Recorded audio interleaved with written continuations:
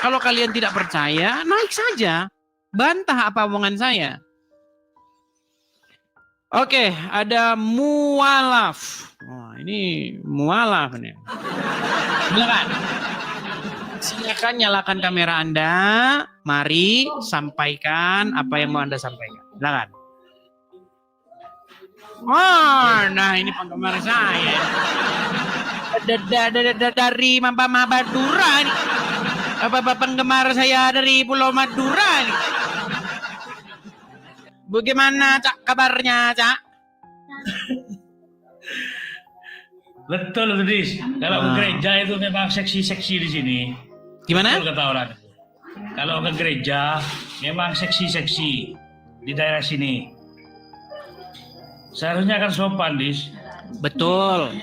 Kalau ke gereja seharusnya berpakaian yang sopan. Itu saya setuju denganmu. Ya tapi daerah sini banyak yang seksi. Ya, tetapi biasa kasih tahu begini. Sebenarnya kalau mau ke gereja itu harus berpakaian sopan. Ada orang yang ke gereja dia tidak sadar kalau pakaiannya itu mengundang orang-orang seperti mualaf ini. Karena yang memang matanya selalu jelalakan kemana-mana. Ada. Tapi begini. Tapi kadang-kadang ini kan biasanya perempuan-perempuan. Kalau laki-laki kan nggak ada yang seksi-seksi. Laki-laki biasanya ya pakaiannya gitu-gitu aja kan. Kalau perempuan kan banyak macamnya.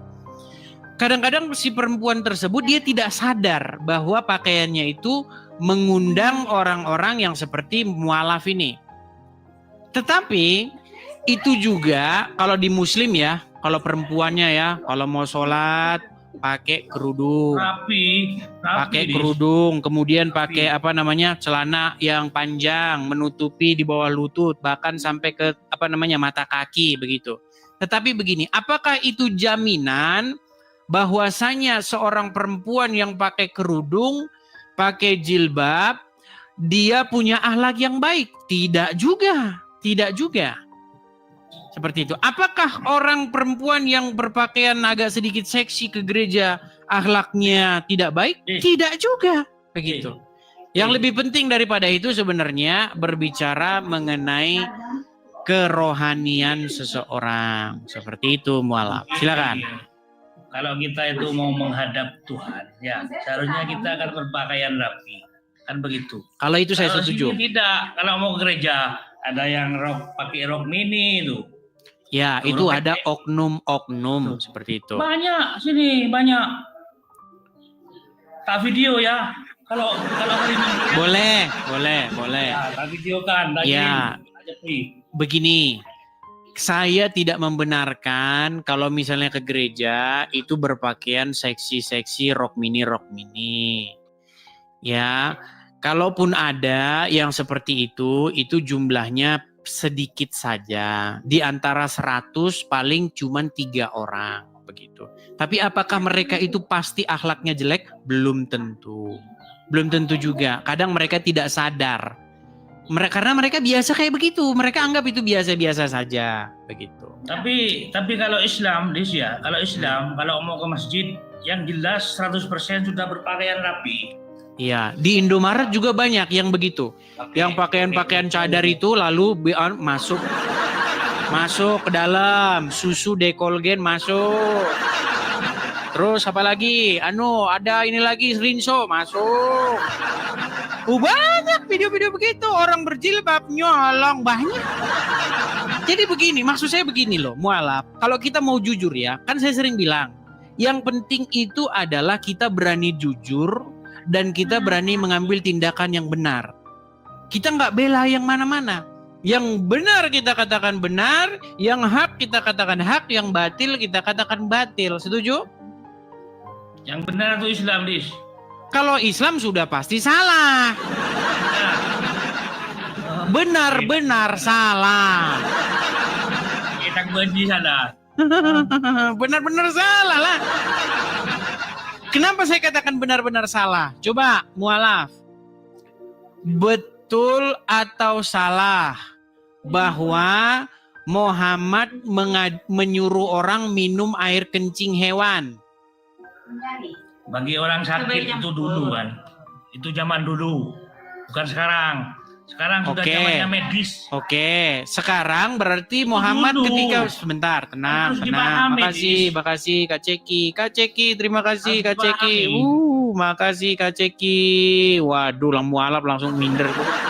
Ada roket melayang nih, sialan gue nggak dapet nih. Gini, mualaf. Saya mengharapkan itu saya. Oke, Saya mengharap gini itu, ya. mualaf, dengar. Kamu tahu bahwa Muhammad itu memang hidup di masa lalu. Dia Ya. menyuruh orang juga pada masa lalu. Menyuruh sholat juga di masa lalu. Berarti umat muslim tidak perlu lagi sholat sekarang. Karena itu kan dulu. Betul? Betul nggak? Bukan, jangan disamaratakan. Oh, ya sudah. Oke, Karena sekarang kalau begini. sholat itu, Betul kalau tidak sholat Muhammad itu nyuruh wajib. minum air kencing hewan? Nggak wajib kan? Kalau sholat itu wajib. Waduh, sinar. Coba minggir geser dikit. Silau. Nah, gitu. Begini. Sekarang Nah. oke, yang sampai sekarang ada aja gini. Ini ada kalau muslim pergi ke warung Padang atau pergi makan teh sate ke warung Madura, ya. Kalau ada seorang muslim atau seorang pedagang orang Madura menyajikan makanan dan minuman kepada pelanggannya. Tiba-tiba ketika dia sedang menyajikan air minum, ada lalat di dalam. Nah, menurut ajaran agama Islam, mau diganti atau mau dimandi-mandikan tuh lalatnya? Baru diambil, baru dikasih minum orang itu. Diganti itu. Berarti kamu tidak Islam.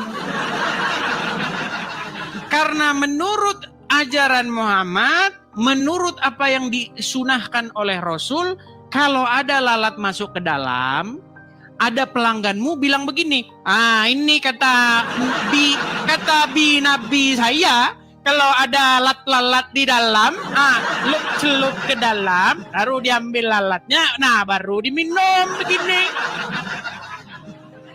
Sunnah Rasul. Betul tidak? Begini, Dis. Tadi membahas masalah air kencing. Ya. Begini, Dis. Langsung lemes tak ya? Tadi kan bahas air kencing kontak. Ya. Ya, itu kan tadi biar supaya tidak kau bilang dulu, biar tidak dulu. Nah, saya ambil sekarang zaman yang masih berlaku. Kalau ada lalat masuk ke gelas, maka lalatnya harus dicelupin ke dalam. Lalu diambil lalatnya, lalu airnya diminum. Pertanyaan saya, jorok tidak itu? Kalau sunnah itu kan gini, Dis, ya. Kalau sunnah itu kan gini, paham enggak? Bisa dikerjakan. Yang ditanya jorok atau tidak, tetapi malah lari kemana-mana. Coba, Bang Mualaf, saya tanya. Menurut ajaran Muhammad betul tidak yang demikian? Tahu, saya kurang paham nih. Pura tidak tahu. Makanya saya bilang begini, Bang. Makanya yang saya Kita ini kalau diskusi jujur. Mari kita jujur.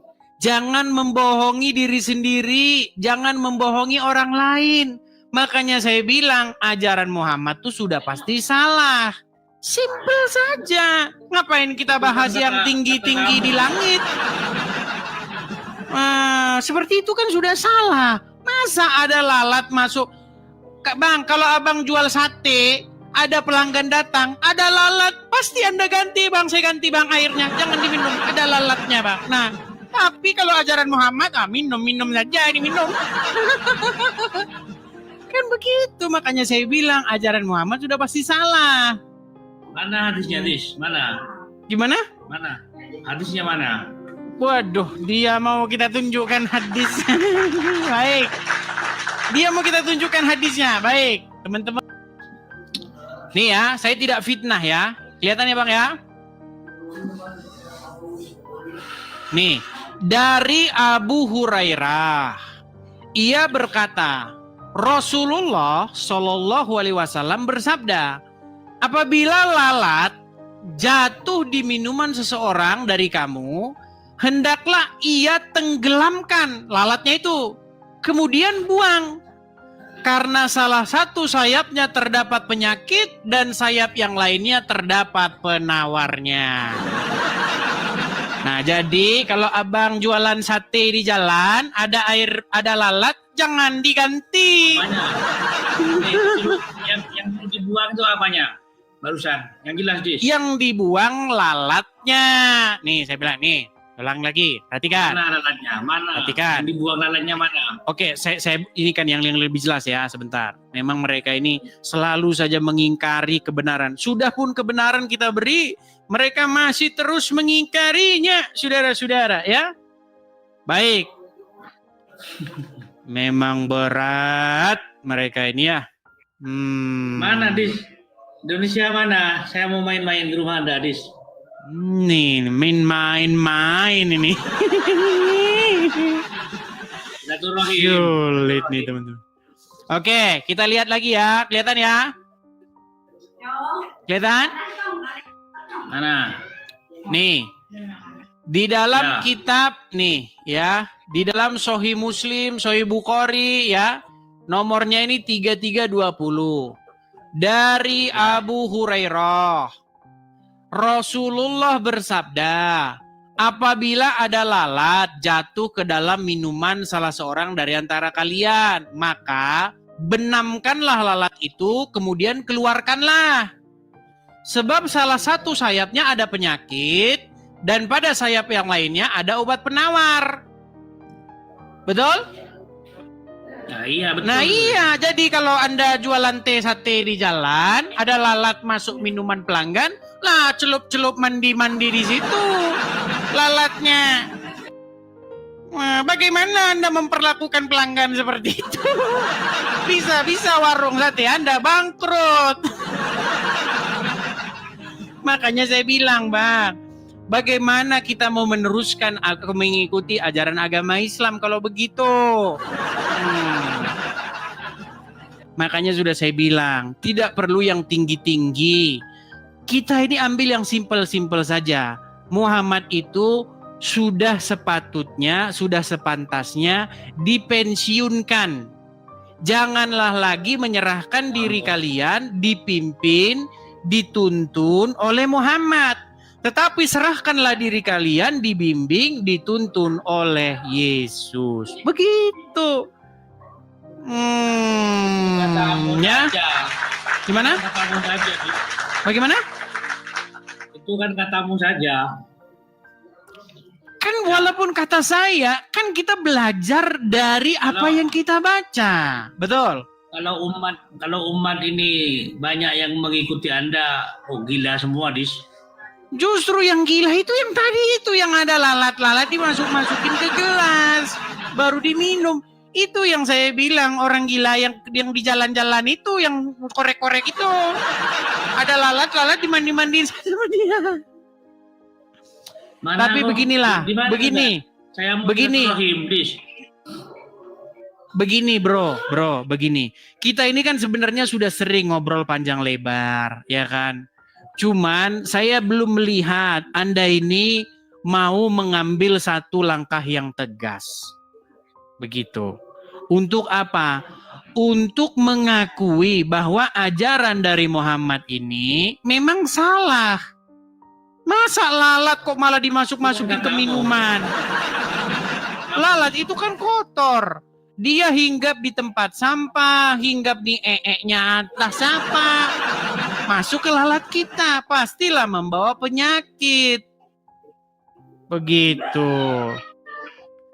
Ya semoga Anda sadar lah ya. Jangan yang tinggi-tinggi lah bahasan kita. Gimana? Penyakitnya Anda sendiri. Inilah teman-teman ya, begitu challenging kita sampaikan kepada orang Muslim. Mereka masih terus mengelak, mereka masih terus mengatakan yang bukan-bukan kepada kita. Padahal begini ya Bang ya. Sebenarnya Al-Quran itu sudah menyuruh kalian untuk beriman kepada kitab sebelumnya, yaitu kitab Injil. Tetapi umat Muslim saya katakan, mereka ketika baca Quran itu sambil koprol. Nah, kalau koprol sambil koprol begini ya terbalik. Harusnya yang dibaca, berimanlah kepada kitab yang sebelum Al-Quran, tapi gara-gara koprol, berimanlah kitab yang kepada sesudah Al-Quran. Nah itu beriman kepada lalat-lalat itu tadi. Itulah akibatnya karena kalian membacanya sambil koprol. Kalau di agamamu ini hukumnya apa, Dis? Lari-lari, merokok itu tidak boleh karena di dalam agama Kristen tubuh kita ini adalah bait Tuhan yang sejati. Jadi badan kita ini adalah rumah Tuhan yang sejati. Jadi rumah Tuhan bukan di sono, bukan di Ka'bah, bukan di Yerusalem. Rumah Tuhan yang sejati itu ada di dalam diri kita. Jadi kalau kita tahu bahwa badan kita ini adalah rumah Tuhan, maka kita harus memperlakukan badan kita ini dengan baik. Tidak merusaknya dengan narkoboy, tidak merusaknya dengan rokok, tidak merusaknya dengan alkohol. Begitu. Kok Anda merokok, Dis? Siapa bilang saya merokok? Ya, saya tidak merokok. Habis live kan merokok Anda, jangan mustahil. Saya tidak merokok. Dulu saya merokok, dulu sekali. Kalau tidak salah saya berhenti merokok itu tahun 2012-an kurang lebih. Kemarin masih merokok. Kemarin masih merokok, sungguh fitnah tak ya. Gini, kami kalau ke gereja, ya kalau ke gereja, itu kan orang-orang gereja itu tahu satu sama lain tuh. Atau teman-teman saya di sini tahu satu sama lain kegiatan saya. Saya tidak merokok. Begitu. Oke lah, itu kamu sudah kena peringatan tuh gara-gara tunjuk-tunjuk rokok. Bang Mualaf, cobalah ya, renungkan perkataan saya. Bertobatlah, tinggalkanlah Muhammad, dan jadilah pengikut Tuhan Yesus. Nah kan, dia begitu, dikasih tahu begitu. Tapi biarlah waktu yang menjawab. Karena begini teman-teman, orang-orang seperti dia ini banyak saya temui teman-teman. Tapi percaya nggak percaya kalian, ternyata beberapa tahun kemudian dia baru sadar. Kalau sekarang ya belum. Ya, biar waktu yang menjawab seperti itu ya. Yang penting kita sudah sampaikan. Oke, seperti itu. Mualaf, selamat siang. Sampaikan kepada teman-teman dari Pulau Madura. Halo Pulau Madura, banyak penonton penggemar saya dari Pulau Madura. Sudah tidak mau nonton Ustadz lagi, maunya nonton Edis TV.